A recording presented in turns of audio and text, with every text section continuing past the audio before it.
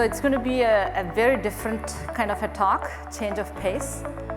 How many of you, let me start by asking, are either site reliability engineers, or IT operations managers, or lead teams of SREs here in the audience?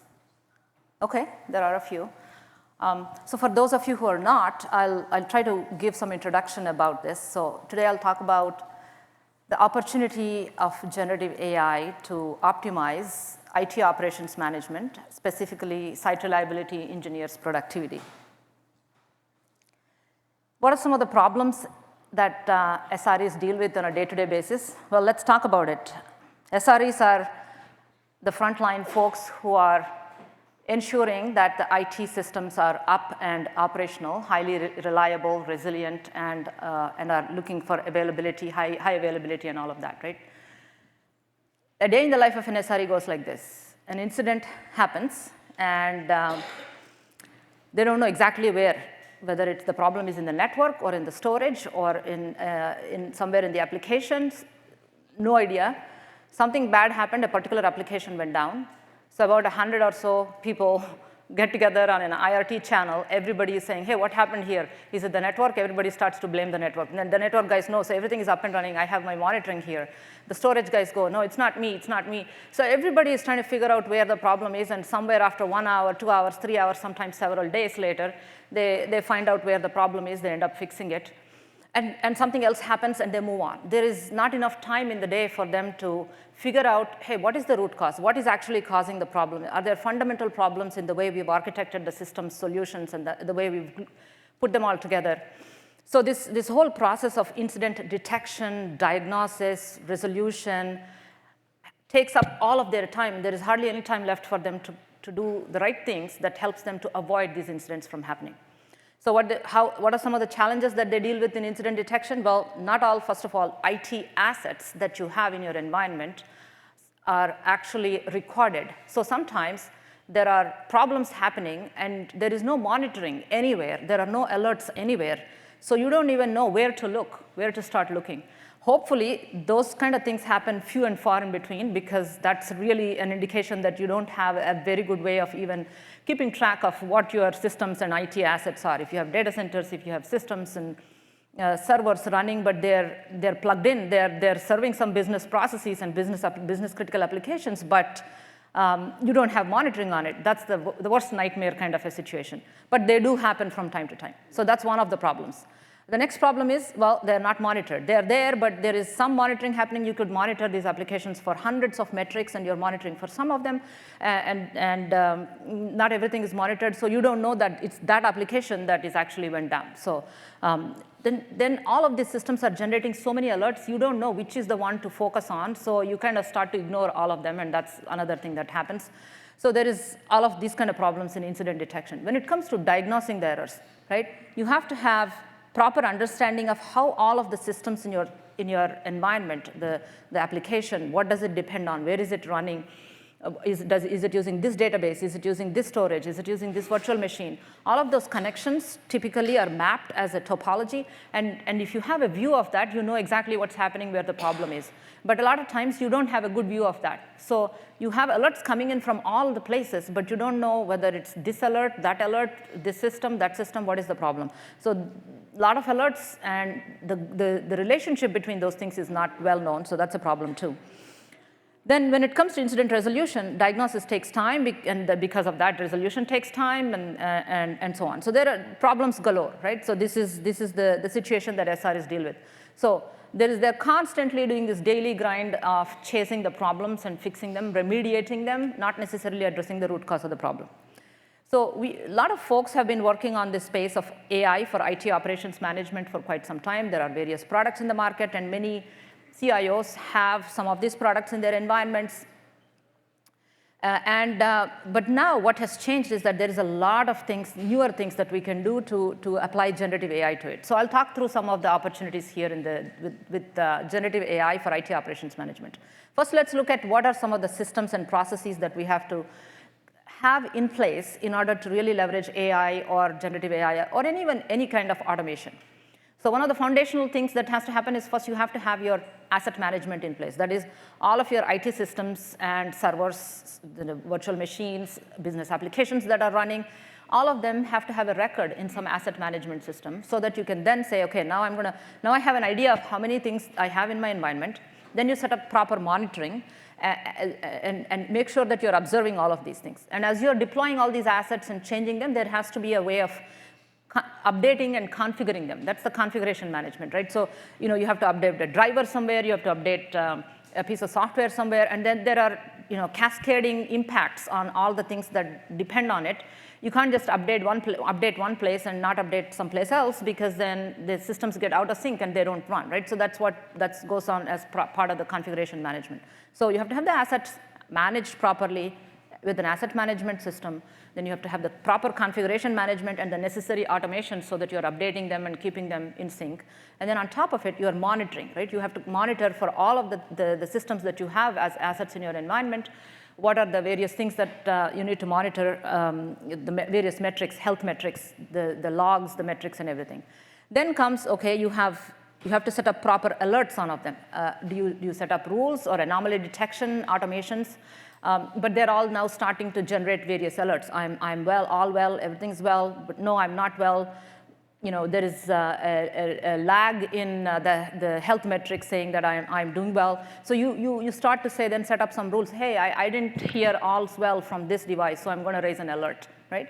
And then you set up, hey, the pattern of the health metrics alert, the events coming goes this way typically, but suddenly there is high volume coming up today, so I'm going to raise an alert. That's anomaly detection.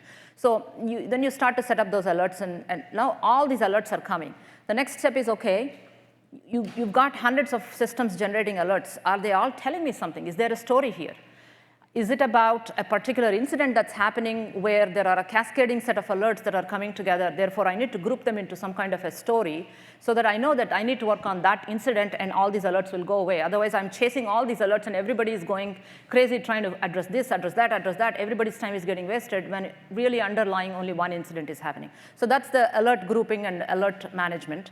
When you do all of those things, finally you decide, okay, these are all the set of alerts that are coming together into a group. Now you say whether this should be an incident or it's something that you can just ignore. If you updated a database, an alert got raised, but you can just ignore it because you know that you've done that. But if it is something that database ran out of memory, you want to be alerted about that, right? So you then prioritize these incidents into major, minor, critical, and so on, and want to take action on this.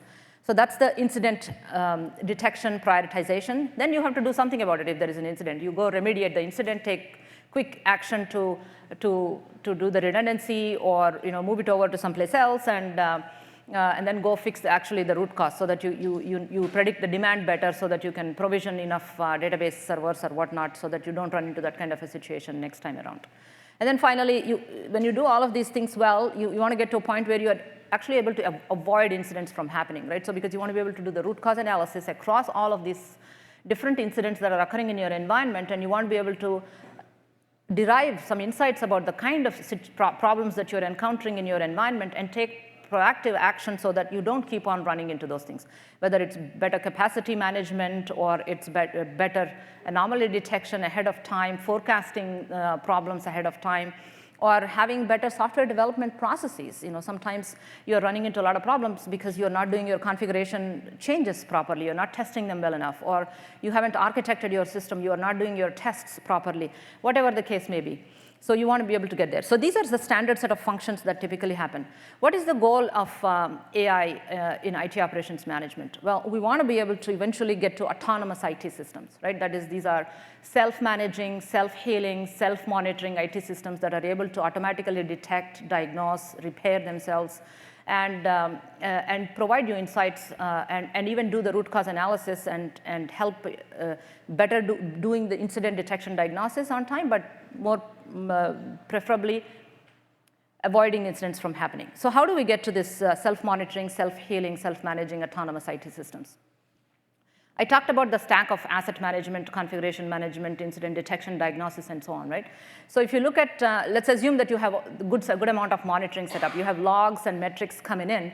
Now you want to be able to, a typical process that really sets you up for success is you have anomaly detections going on your logs and metrics.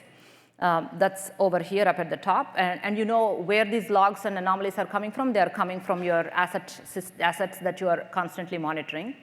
And you're correlating the alerts that are generated by the anomaly detection systems. So that's I hope I can point.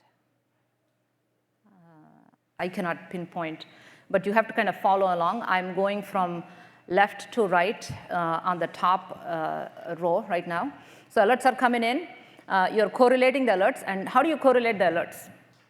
Alerts are unstructured, structured kind of data that's getting generated by different systems.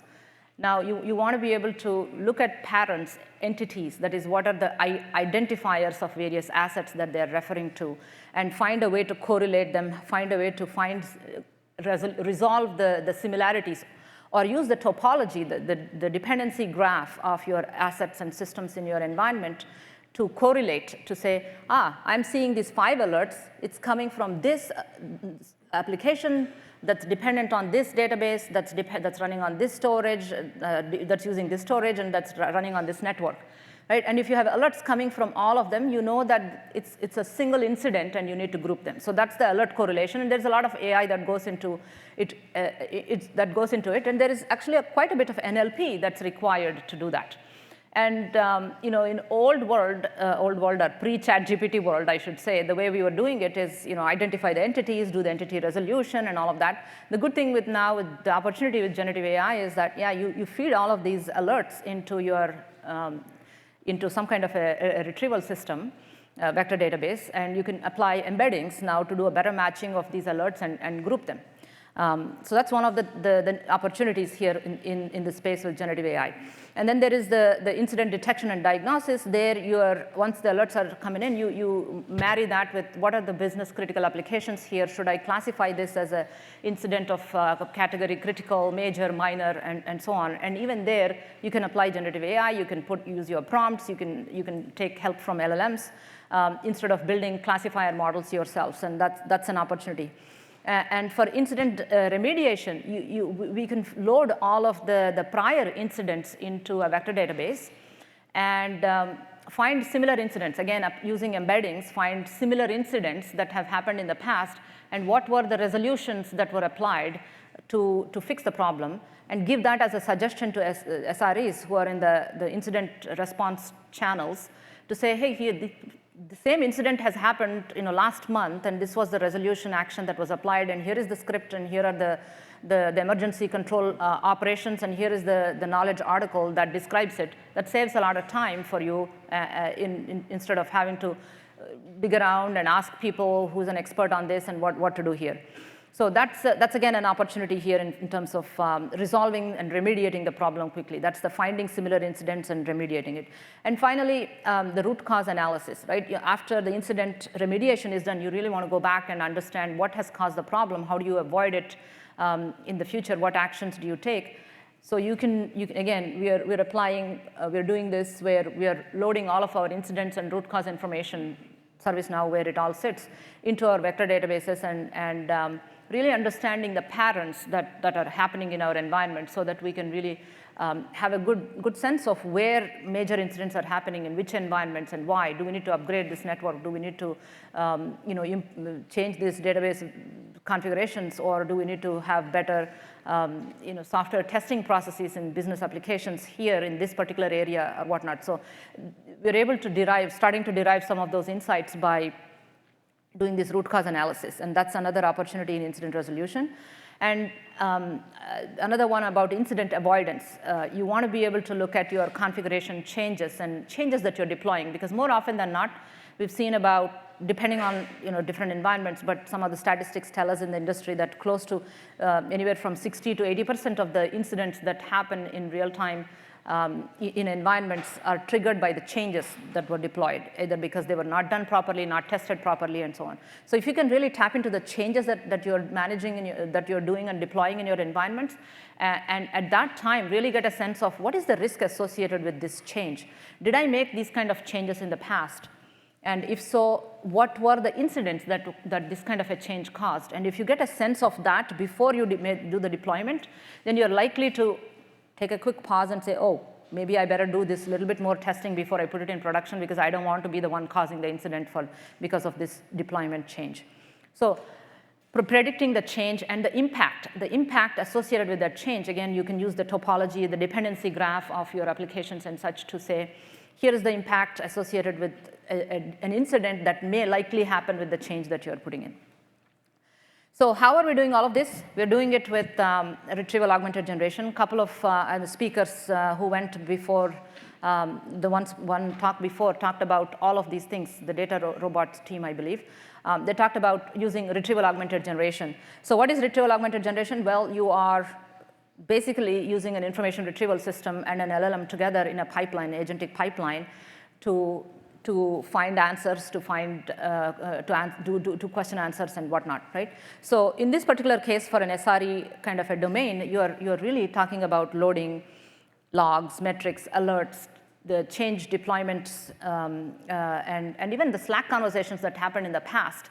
Load them all into a vector database and do this. So here is how our pipeline looks. On the left-hand side, you see all of the various types of IT operational data, the incident tickets, including Slack chats, topology, alerts, change records, metrics, logs. We load them all up into vector databases, both structured and unstructured ones. And the pipeline, of course, has agentic architectures. We have to be able to process the query because we're talking about building assistants for SREs that they can chat with. Right? Hey, what are the alerts associated with this particular incident? Was there a similar incident like this before? Right? So they can just chat in natural language asking these questions, being able to interpret that question, rephrase it, do the chunking internally, all of the things that were talked about before, the query rephrasal, chunking, re-ranking of the chunkings, and guardrailing for any kind of sensitive data. All of this is the pipeline that we have because I have the responsibility for transforming NVIDIA's own enterprise with AI. So we build chatbots, and this pipeline we built for various other kinds, and we happen to apply them and use it for IT operations management as well. So one of the things that we've built as part of this is this internal SRE productivity tool called PerceptorBot. So it's a chatbot that actually sits in a Slack. So whenever there is alerts and incidents that got created through the rest of the AIs that we have built, it automatically creates a Slack channel and brings all the experts into that Slack channel, and not only does the incident summary for you up front and tells you that what might likely have caused the problem and such, but it is also available as an assistant where users can now start to interact with it and ask questions like, hey, which assets are involved in this incident? What about this data center? What are the alerts? Show me. So you're asking and interacting with it in natural language, and it's able to give you all of the responses. Now, I'll leave you with what are the learnings from all of these things. These are a set of facts that we learned about building any kind of a solution with generative AI and deploying it. And I like to coin acronyms that are easy to remember. So here it is. FACTS stands for freshness, architectures, costs, tests, testing cycles, and security. So whenever you are building any kind of a generative AI application, including the one that we've built for IT operations management, these are the things that we learned. Going back to the first principles that you were talking about, I believe these are the first principles that you have to look at. Freshness, how do you make sure that you're bringing fresh content? For that, you bring your retrieval augmented generation, because the latest version of alerts, the up-to-date set of alerts, logs, metrics is what we're working with. No LLM can help answer those questions. So we load them into a retrieval augmented generation system there. And that's how we deal with the fresh and up-to-date content that's happening in the enterprise. Architectures, well, as you are building the generative AI architecture, I showed our architecture. Things are changing by the minute.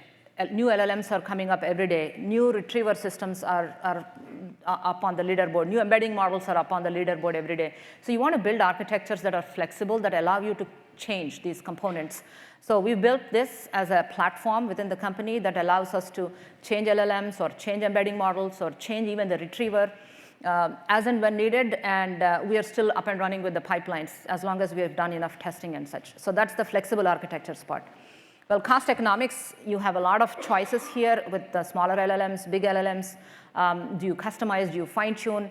Again, this topic was touched upon. There are lots of interesting combinations of these things that you can play around with, but at the end of the day, the ROI has to work out. So smaller models may do just as well as long as you work with them well and teach them with the fresh data with the retrieval. But you have to be mindful of guardrailing them well. And so be aware of the trade-offs. Smaller models also tend to be fast, and the latency is much slower. That gives you the flexibility, and that's why it goes back to the architectures. Testing cycles, plan for a lot of testing cycles because we are talking about dealing with the combinations of structured and unstructured data in the IT operations domain. And you have to be able to have, you measure the accuracy, you have the proper set of data sets created with the right ground truth, so you can evaluate it with every iteration of change that you are making, so that you are putting in good quality pipeline into production. You can use LLMs as judges or jury as it's quite popular these days. But nothing beats the human in the loop actually helping evaluate before you go to production. But testing cycles are long with generative AI systems. It's easy to get started, but it takes a lot time to test. So to go from POCs and pilots to production, it's a long process. And finally, security. This was also touched upon during the panel. As you're loading all of the enterprise data, you want to be really ensuring that the documents are properly protected with access controls, and the retrieval systems that you're using are capable of honoring those access controls on documents and such. You don't want to expose your enterprise content and risk exposures of sensitive content. These systems are very powerful. They also generate summaries out of context at times, although they can provide, you can build them to provide citations and references and such. So, but focusing on enterprise content and content security is very critical and vitally important before you go to any deployments of generative AI solutions. So that's it, there you go. Those are the facts. Hopefully this acronym sticks with you and you remember. Overall, our experience of building generative AI-based solutions for IT operations management, I would summarize it as saying it's been an interesting journey. We're still in the process. We have some of the tools that we have put to production and some that are in the hands of SREs. They're helping us test and evaluate. But they're starting to see quite a bit of productivity gains, especially as we are finding similar incidents and starting to give them insights on how to resolve some things quickly by bringing them emergency procedures and so on. So hopefully a year or two from now, when some of these technologies mature and when we have all the platforms and everything, we can get to a stage where go back to our vision of autonomous IT systems that are more self-healing, self-managing, and self-monitoring IT systems. It's not too far away, but we are making a good start with Gen AI. Thank you.